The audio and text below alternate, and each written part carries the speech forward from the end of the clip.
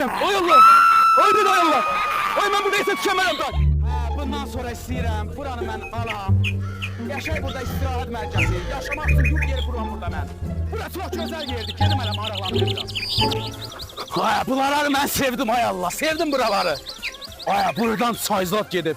Mən elə eləyəcəm, buradan həmişəlik çay axacaq, buranı konkret istirahət mərkəzi eləyəcəm. Uy, bismillah, kim ha? Hay Allah! Ay siz kimsiniz? Siz kimsiniz ki? Bunların əlini bile qaçıyıb. Bu şəhətdə necə baş verir? Ay siz kimsiniz? Biz zombiyiz. Ne zombi? Zombi zad yedi bura. Zombi nədir? Ne demiş ne bu?